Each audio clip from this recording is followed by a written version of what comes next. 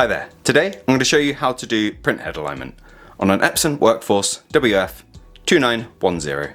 Now this is nice and simple, it can be done from the printer itself using nothing but the control panel you can see in the front here. Now printhead alignment should rarely need to be used, but if you're having persistent issues with the quality of your prints, or you're noticing your prints looking a little bit fuzzy, or maybe even that you've got colour that you weren't expecting kind of running around the outside on a couple edges of shapes you're printing, you might want to consider it. If this is the first video you're watching to clear your print quality issue, I'd recommend checking out our videos on cleaning cycles, a nozzle check, test pages, which we also have on our channel for this very machine. So, we need to be on the home screen of the printer, which looks like this, with copy displayed on the screen. If you're not already here, simply press the home button found on the bottom left to be taken here. And we're going to use the right hand arrow here to take us along to maintenance. Once you get to maintenance, we press OK.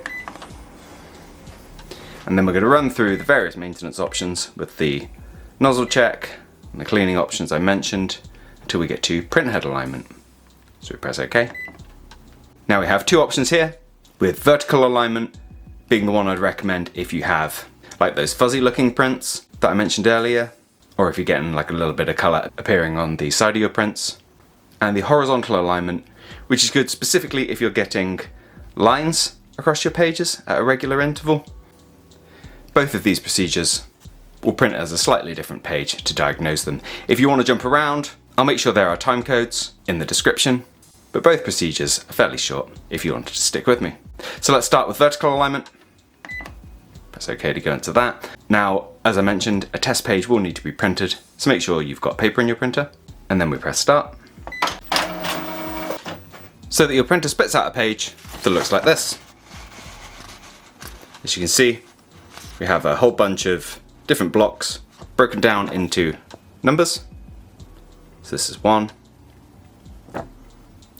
2, 3, all the way up to 7. And what we're doing is looking for the block on all of these lines that has the very best result. As you can see over here at 5, we've got a lot of vertical lines running through that, demonstrating that potential alignment issue, and things are getting better as we run down here till we get to 1 and 2, which there's very little difference.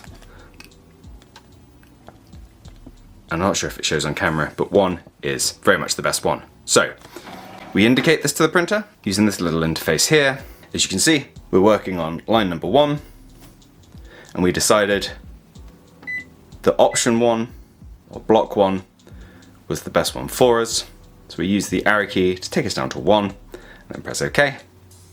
Now let's do number 2, just to make sure we're completely comfortable with the procedure. And on line 2, issues largely get worse as we go along to 7, but there are a few issues for 1 as well. So I'm going to say 2 is the primo block of this line, and again we indicate this to the printer, pressing down until 2 is displayed for line number 2, and press OK. Now you just repeat these steps for the remaining 5 lines, regardless of the different colours they're printed in. It's always the same thing, choosing the most relevant option from each line until we're done. Now for the horizontal alignment, it's ever so slightly different, but again, page is needed. But this one is a very different beast. What we have here instead are 2 blocks of solid black, and we're looking for the option where they just meet horizontally. As you can see, when we're going down to 7, there's actually quite a noticeable gap between them. But if we go to number 1, you'll see the blocks are actually overlapping and you've got a more distinct line there. So we're looking for the happy medium where the blocks are just touching, but we're not getting either those overly saturated black lines or the white where there's a gap between them. And I would say 2 is very much the best option on this sheet. You see, slight gap on 3, slight overlap on 1. So we just indicate this to the printer, go in there, and we're going to take that down to 2. Obviously there's only one option on the sheet. Press OK, and we are done. Now I hope this has helped. If it has, let me know with a like. If there's anything else you'd like to add, drop it down in those comments. Otherwise, thank you for taking the time to watch this video, and I'll see you in the next one. Take care. Bye-bye.